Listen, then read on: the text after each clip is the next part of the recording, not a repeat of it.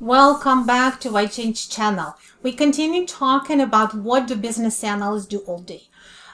Go back to the previous 5 videos I recorded from day 1 to day 5 as a business analyst. In the previous video, day 5 as a business analyst, we talked about diving deeper in requirements and doing requirements analysis.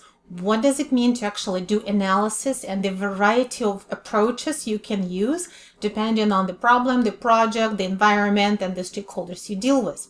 So as you're doing that requirements analysis, what's the next thing you need to think about? So in today's video, day 6 as a business analyst, we will talk about capturing requirements. That's another of your responsibilities. Requirements are statements that describe the desired capability of a future solution. It could be a requirement for process improvement, for changing the system, for a new way of interacting with the customer, and so on. So these statements or these descriptions of the desired functionality or desired features need to be captured in a very clear and unambiguous way, because then those statements feed into the design of the new solution. So a group of people who will be working on design of the solution, it could be your internal IT team, it could be a third-party provider, it could be an integrator that helps you implement a SaaS solution. They need to understand what is it that your business stakeholders need to make sure that that solution is capable of supporting it. So your job is very important, because you are describing in a written form something that could be quite complicated to explain. And there are many tricks to it, and this is what you learn as a business analyst. And again, this is one of your essential deliverables is captured business requirements. So first of all, where do you capture requirements? Depending on methodology, depending on what your company is using, you're going to be adjusting to that. You may be capturing requirements in a document. Some companies still rely on business requirements documents. So that's could be a fairly long document from 20 say to 100 pages, depending on the format and the size of your project, which captures in detail all of these various requirements. Documents are still often used when you work with third parties, where you have some contractual agreements with another party to deliver your solution. You may be capturing your requirements in a backlog, which is like a list of individual requirements which would be prioritized and grouped together for development. That is often used in companies or on teams that use Scrum methodology for product delivery or for product development. So each user story would be a statement that describes one particular feature that is required from one of the user's perspective, and multiple user stories basically represent the requirements for the whole solution. So again, without diving too deep, you can read more about user stories in many sources. You may be also capturing requirements in even a spreadsheet, and could be just simple requirement statements, but instead of going in a document, they go in a spreadsheet or even like a mini database. And the advantage of that approach is that you can track many different tags and attributes of those requirements easily, such as status, who owns it, what iteration it's going to go in, and so on, and the features it belongs to. So if your company is fairly small and maybe doesn't have any sophisticated tools, you can even use a spreadsheet for that. Now, these textual descriptions of features need to be supplemented by other requirements artifacts. They can be diagrams of different types. You can have a process flow. You can have a state transition diagram, user story map, decision tree, use case diagram, data flow diagram, and on and on and on. I have some other videos about specific diagrams that you can check out. Again, the purpose of the diagram is to supplement your requirements or to help see the big picture, where requirements describe some individual characteristics of that big picture. So diagrams really help to give you that high level view, but also sometimes diagrams are important to go into a lot of detail where words become ambiguous. For example, a decision tree can be much more helpful to capture a sequence of business rules than using natural language. And if you check my video about decision trees, you'll see some illustrations of that.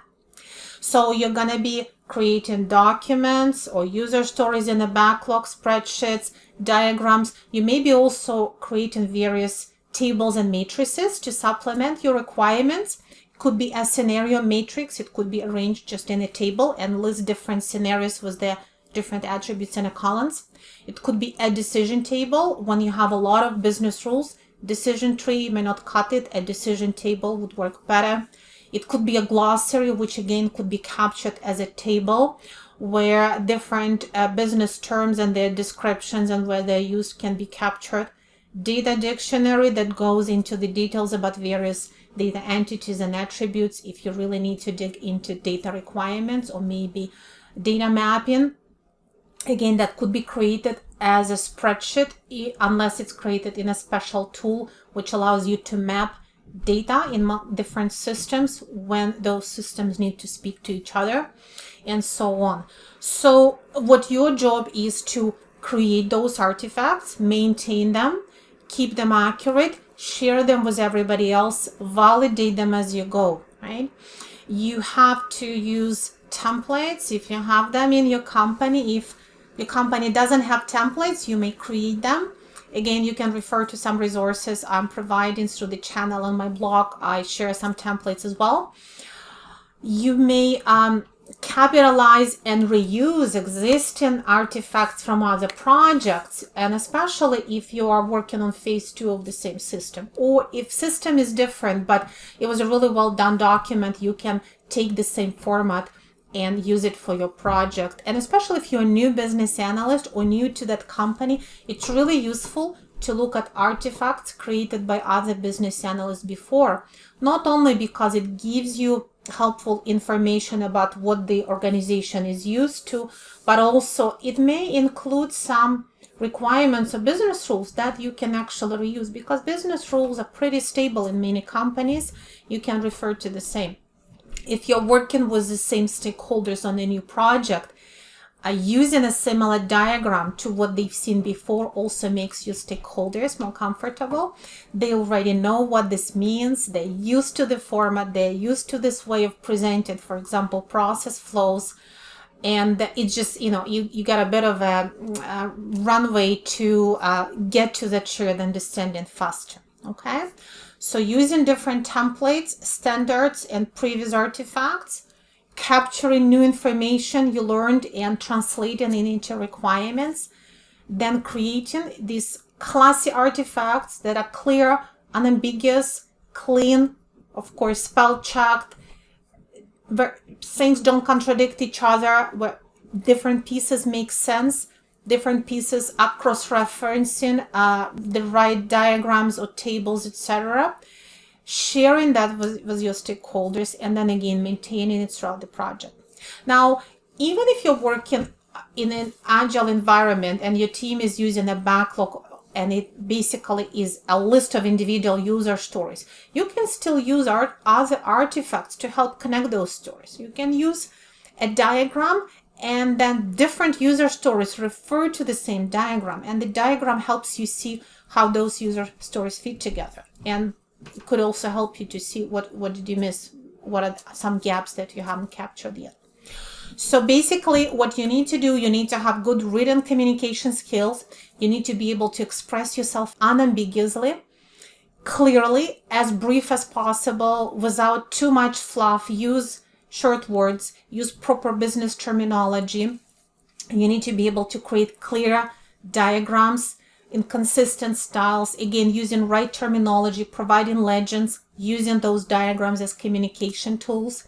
You need to be able to link all of your different artifacts together so that it becomes a cohesive requirements package for your project. And you need to adapt, modify, change. If you have to make changes, communicate it to everyone. If you found a mistake, getting the right feedback, correcting the mistake, and again, communicating to everyone.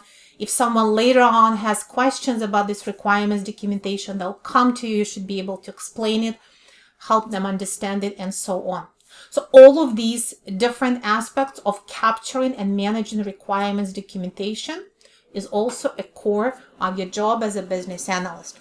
I hope this gives you a much better idea about what actually your day is going to be like and what you'll literally be doing, what types of documents or other deliverables you're going to be creating. And that helps you feel more confident in your next job or perhaps in your first job as a business analyst. To learn more about business analysis, check my courses, check my BA Mindset Mentorship Circle that I run every week, and our video library where you can subscribe to watch the video recordings if you cannot join the meetings.